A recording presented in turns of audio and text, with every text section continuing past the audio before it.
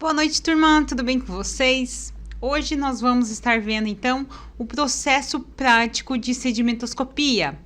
Então, nós vimos ali, né, todos os processos químicos, macroscópicos, da fita de reagente. Agora nós estaremos vendo, tá, a parte prática dessa sedimentoscopia da urina. Então, a gente viu lá em parasitologia a sedimentoscopia das fezes, que nada mais é do que os sedimentos que ficam no fundo desse material que a gente vai analisar. Na urina não vai ser diferente, tá?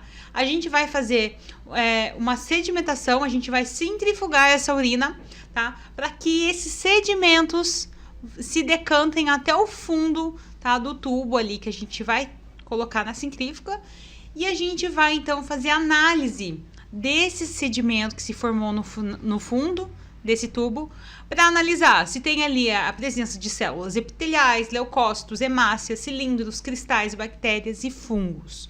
Isso que a gente estava vendo na parte teórica, agora a gente vai ver na parte prática a presença, tá, desses componentes, sua possível existência nesse exame ali, tá, nesses sedimentos que se formam ali da urina.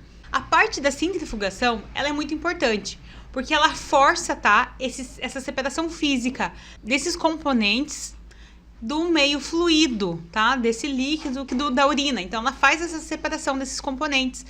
Nas fezes, a gente viu o quê? Que a gente deixava ali no período de 2 a 24 horas decantando essas substâncias. Já na urina, tá, a gente vai precisar fazer o uso da centrífuga, porque ela vai facilitar todo esse processo, ela vai adiantar esse processo pra gente, vai ali, questão de 10 minutos, todos esses sedimentos vão se colocar ali no fundinho desse tubo. Então, para essa análise, nós vamos precisar de alguns materiais.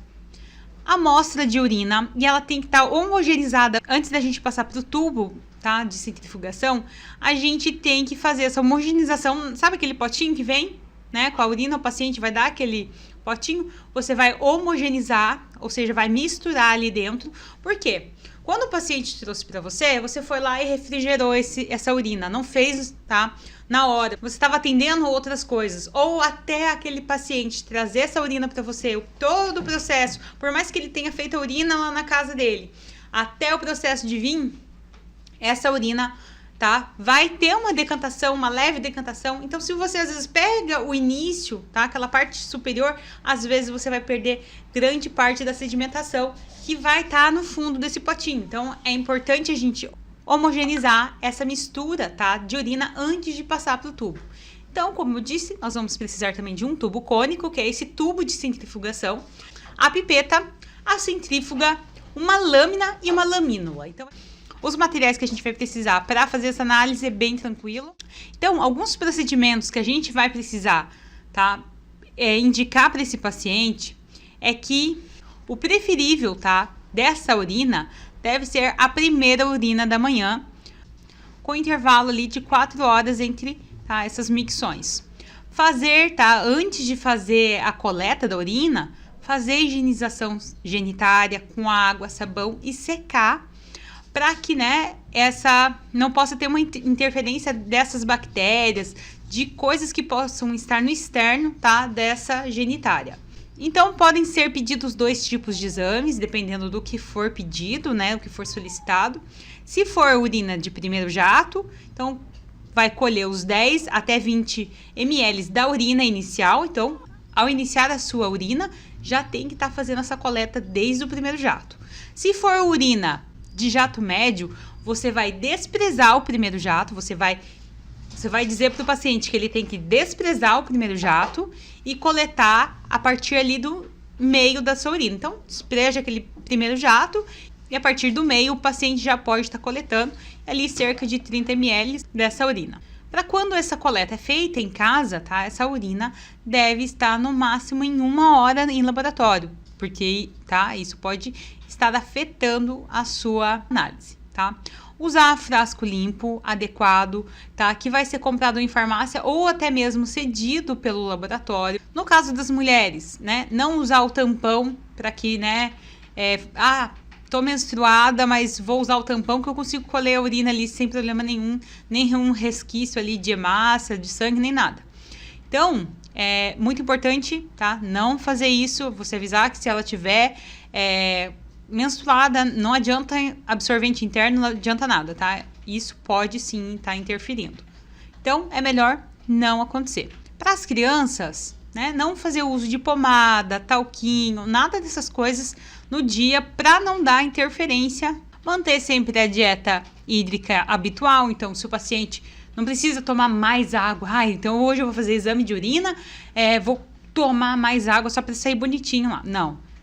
Faz o uso de água que costuma fazer para que a gente consiga determinar, né, o correto, o que esse paciente está enfrentando, né, nesse habitual dele. Então, não colher a urina se o paciente, ingeriu dextrosol. Então, avisar ele, nesse momento, para não fazer esse uso. Se fez, né, a ingestão desse medicamento, pedir para que no dia seguinte faça a coleta, então. Para a sedimentoscopia, essa urina, ela pode estar em temperatura ambiente por até 2 horas após a coleta. Lembrando que, a gente tem que pensar que o paciente tem um período ali de 1 hora, se ele fez essa coleta em casa, ele tem um período de até 1 hora para estar levando essa amostra. O prazo máximo de execução do exame é essa urina passar até no máximo 8 horas refrigeradas, de 2 a 8 graus, contando isso a partir do horário de coleta. É importante, a gente dando um questionário para o paciente no momento que ele vai fazer a solicitação do exame e perguntar, né, no questionário, se há incontinência urinária, ou se faz uso de sondas, catéter, pacientes, né, às vezes imobilizados. Então, alguns interferentes podem estar ali, atuando sobre essa análise de urina, que são os ácidos homogentícico, antibióticos, aspirina, ácido ascórbico, que é a vitamina C, cloropromazina, metabólicos de fenazopiridina, levodopona, ácido p-aminobenzoico, indol, sulfixazol, p-aminobenzoico, azo, riboflavina, fenazopiridina. Nos casos de uso desses medicamentos, então a gente pede para que faça a interrupção do tratamento para que seja feita, então, a coleta dessa urina, E isso com o consentimento do médico, Se o médico falar que não precisa fazer o parar do uso, ok? Contaminação do frasco, então a pessoa na hora de fazer a coleta não higienizou as mãos, não higienizou as genitárias. Então, tudo isso pode ser fatores, que vão fazer com que haja interferência nessa análise. Então, trouxe aqui alguns valores de referência. Aqui tem os valores de referência, em relação ao nosso exame da nossa fita, que é o exame químico ali, que a gente está vendo, que é através da tira de reagente. Então, aqui a gente tem a densidade, reação do pH, cor, aspecto, elementos anormais, glicose, bilirrubina, corpos cetônicos, hemoglobina, proteínas, urobilinogênio, nitrito, leucócito e, esses vão ser aqui os valores de referência até quanto pode estar, né, a densidade aqui de 1015 até 1025, a reação do pH de 4,5 até 7,8, Então, assim, esse deveria ser o correto para a nossa análise, A sedimentoscopia, geralmente são exames ali que vão ser feitos juntos, Pode ser que não, pode ser que sim, depende do que foi solicitado. A gente pode ver aqui os piócitos, que são leucócitos, até 4 por campo. Células epiteliais aqui, de 0 a 2. Hemácias também de 0 a 2. Mucos, cilindros hialianos ou cilindros patológicos, são os demais cilindros, né? Não precisa colocar só no caso se for encontrado algum cilindro patológico, aí no caso você especifica qual foi o cilindro encontrado, Então aqui foi colocado o cilindro hialiano e cilindro patológico. Então aqui até 2 por campo, né? Os hialianos e os patológicos ausentes. Esse deveria ser o correto. Os cristais e a flora bacteriana também ali ausente ou escasso. Então, pessoal, é isso. Essa foi a nossa aula de hoje. Se você ficou com alguma dúvida, deixa aqui nos comentários. Eu vou estar aqui agora com vocês até o restante da nossa aula. Fico com vocês, então, um bom restante de noite.